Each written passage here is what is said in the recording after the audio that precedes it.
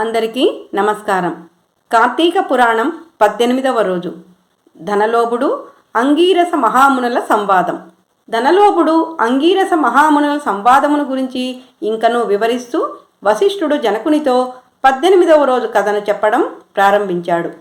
అంగీరస మహాముని ఆత్మ శరీరం గురించి చేసిన తత్వోపదేశము విన్న తరువాత ధనలోభుడు, ఓ మునివర్య, మీ దర్శనము వలన నా జన్మ ధన్యమైంది. నా సందేహములన్నీ తీరునట్లుగా మీరు జ్ఞానోపదేశం చేశారు. ఈనాటి నుండి నేను మీకు శిష్యుడను అయ్యాను. నా పూర్వ పుణ్య ఫలము చేత నాకు మీ సాంగత్యం కలిగింది. లేకుంటే ఎక్కడో అరణ్యాలలో చెట్టునై పడి ఉన్న నేను ఈరోజు మీ కృపతో ముక్తిని పొందాను. లేకుంటే పాపాత్ముడనైన నేను కార్తీక మాసంలో ఈ పరమ పవిత్రమైన దేవాలయంలోనికి ప్రవేశించగలిగేవాడినే కాదు. నన్ను తమరు తప్పక శిష్యునిగా స్వీకరించవలెను. అంతేకాక మానవుడు ఎటువంటి మంచి పనులు చేయవలనో దాని ఫలం ఎట్టిదో వివరించవలెను అని ప్రార్థించెను. అంతటా అంగీరసుడు, ఓ ధనలోభ, నీవు అడిగిన ప్రశ్నలన్నీ మంచివే. అవి అందరికీ ఉపయోగమైనవి కాబట్టి వాటికి నేను తప్పకుండా సమాధానాలు చెబుతాను, వినుము అని చెప్పసాగెను. మానవుడు ఈ శరీరమే సత్యమని నమ్మి అశాంతికి లోనగుచున్నాడు. సుఖ దుఃఖములు శరీరానికే గాని ఆత్మకు ఉండవు. అసలు మానవుడు తాను ఏ జాతికి చెందినవాడో, ఎటువంటి కర్మలు చేయవలనో తెలుసుకొని వాటిని ఆచరించవలసి ఉంటుంది. బ్రాహ్మణుడు అరుణోదయమున స్నానము చేయక ఎటువంటి సత్కర్మలు ఆచరించినను అవి వ్యర్థము.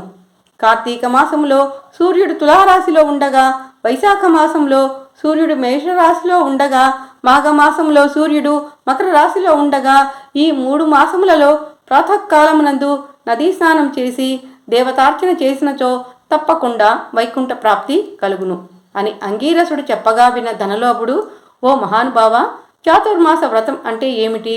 ఆ వ్రత విధానం ఎట్టిది? దాని ఫలితమేమి? నాకు వివరంగా చెప్పమని కోరుతున్నాను అని అడుగగా, అందుకు అంగీకరించిన అంగీరసుడు ఇట్లు చెప్పసాగెను. ఓయి వినుము. చాతుర్మాస వ్రతమనగా శ్రీ మహావిష్ణువు మహాలక్ష్మితో కలిసి ఆషాఢశుద్ధ ఏకాదశి నాడు శేషపాన్పుపై పయనిస్తాడు. దీనిని తొలి ఏకాదశి అని, శయన ఏకాదశి అని అంటారు. అక్కడ నుండి 4 నెలల పాటు యోగ నిద్రలో ఉన్న విష్ణువు కార్తీక శుద్ధ ఏకాదశి నాడు యోగ నిద్ర నుండి మేలుకొంటాడు. ఈ 4 నెలల కాలంలో శ్రీహరి ప్రీతి కోసం చేసే వ్రతమునకు చాతుర్మాస వ్రతమని పేరు. ఈ 4 మాసములలో శ్రీహరి ప్రీతి కోసం స్నాన దాన జప తపములు ఏవి చేసినను పూర్ణ ఫలము కలుగుతుంది. ఈ విషయములు ఆ శ్రీహరి నాకు స్వయంగా చెప్పాడు. కావున నేను మీకు చెబుతున్నాను. నీకు ఇది అర్థం కావడానికి ఒక కథ చెబుతాను, వినుము అంటూ చెప్పసాగెను.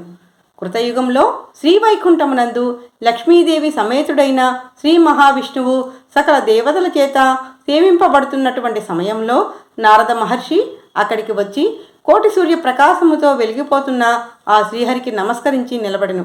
అప్పుడు నారాయణుడు మందహాసముతో, ఓ నారద, నీవు క్షేమమే కదా? త్రిలోక సంచారిపైన నీకు తెలియని విషయములు ఏవీ ఉండవు కదా? మహామునుల యజ్ఞ యాగాదులు ఎటువంటి ఆటంకాలు లేకుండా సాగుతున్నాయి కదా? మానవులందరూ వారికి నిర్దేశించిన పనులన్నీ సక్రమంగా చేస్తున్నారు కదా అని కుశల ప్రశ్నలు అడిగాను. అప్పుడు నారదుడు విష్ణుమూర్తికి, ఆదిలక్ష్మికి నమస్కరించి, ఓ దేవా, ఈ జగమున నీకు తెలియని విషయములు ఉండునా? అయినా అడిగావు కాబట్టి చెప్పుచున్నాను. భూలోకములో కొందరు మునులు, మానవులు వారి వారి స్వధర్మములు పాటించకుండా తిరుగుతున్నారు. కొందరు నిషిద్ధమైన ఆహారాన్ని తింటున్నారు. కొందరు పుణ్యవ్రతములు చేయుచు అవి పూర్తి కాకుండానే మధ్యలోనే మానివేస్తున్నారు. కొందరు సదాచారులుగా ఉంటే మరికొందరు వారిని నిందిస్తూ పాపాత్ములుగా తిరుగుతున్నారు. వారు ఏ విధంగా ముక్తిని పొందుతారో తెలియచేయమని ప్రార్థించగా, అప్పుడు ఆ శ్రీమన్నారాయణుడు కలవరపడి లక్ష్మీదేవితో, గరుడ గంధర్వాది దేవతలతో కలిసి వేల కొలది మునులున్న భూలోకానికి వచ్చి ఒక ముసలి బ్రాహ్మణుని రూపంలో తిరగసాగాను. పుణ్యక్షేత్రములు, పుణ్య నదులు, పుణ్యాశ్రమములు అన్నీ తిరుగుచుండెను. ఆ విధముగా నరుల మధ్య తిరుగుతున్న భగవంతుడైన శ్రీహరిని చూసి కొందరు ముసలివాడని ఎగతాళి చేశారు. మరికొందరు గర్విష్ఠులై భగవంతుని గుర్తించలేక అపహాస్యములు చేస్తూ పరనిందలతో తిరుగుచుండిరి.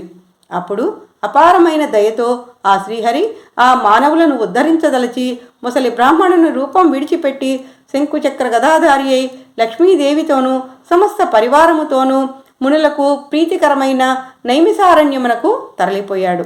అప్పుడు ఆ వనమునందు తపస్సు చేసుకుంటున్న మునులు తమ ఆశ్రమమునకు తరలివచ్చిన ఆ శ్రీమన్నారాయణుని భక్తితో నమస్కరించి ఆ శ్రీహరిని పలు విధములుగా స్తుతించారు అని అంగీరసుడు ధనలోపునికి చెబుతూ అక్కడితో ఆపాడు.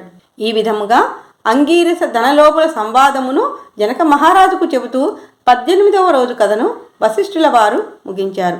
ఇది స్కాందపురాణే కార్తీక మహాత్యే 18 సమాప్తః. ఓం నమః శివాయ.